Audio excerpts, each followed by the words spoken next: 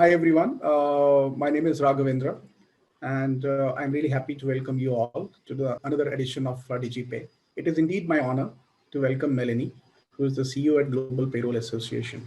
So Melanie, I mean, you have such a great experience, in the arena of payroll, and given your background, I'm really curious to learn from you about some of the trends that have gained popularity over the last few years. There's been so much, hasn't there, that's been going on in the payroll industry, especially globally.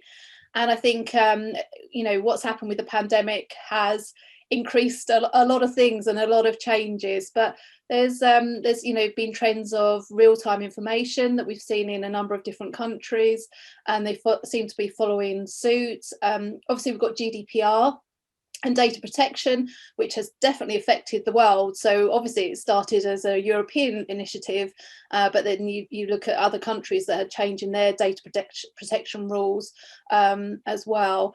And there's the on-demand pay, which seems to be a huge subject at the moment with payroll providers, the technology side, and also with payroll professionals. And there's new laws coming into play at the moment, I think in France and Ireland, where France initiated this in, I think, 2017, and Ireland have recently, or they're due to, where you cannot be contacted after work by email. So you have that right to be left alone almost once your day's ended. And I wonder, is that going to become the normal around the world? Because obviously a lot of us are working from home now. So do we have that cutoff? It appears that there are quite a few nuances which are emerging across countries. And that leads to my next question. And how does a payroll ecosystem works together globally to share this information about some of these trends? Yeah, so this is quite an interesting subject for me, because I think should the Global Payroll Association try and invite people from different countries to discuss actually what's happening. So with regards to IR35, that's to be introduced in the UK in April. It was delayed from last year. We ran a conference last year because at that time, it was 3 weeks away and it was going to happen.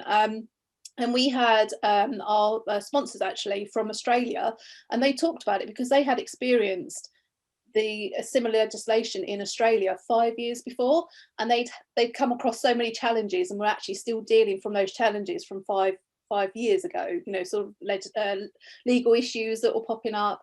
And then also with real-time information, I think the UK had some issues with that, and I think they still are suffering with some issues, where Ireland introduced it a couple of years ago, and it's almost like they looked at what happened in the UK and they learned from our mistakes, and they had such an easier transition into their equivalent of real-time information. People that have some influence within the payroll industry in individual countries should not necessarily see themselves as an individual country, that they can actually, if we can pool resources and work together, they can learn from other people's mistakes, or the positives as well as the negative, what worked, what didn't work.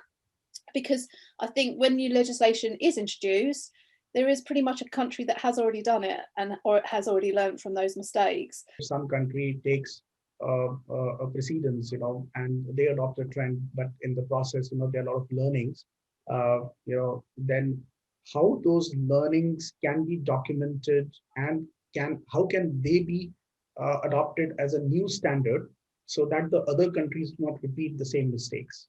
At the moment, I don't think there is anywhere really that it's documented, unless I'm happy for somebody to tell me differently, because it would be fantastic to have almost like a central location. And I think it's all about communication. It's talking to other people in different countries. So we work quite closely with the Swedish Payroll Association, and we do learn a lot from them.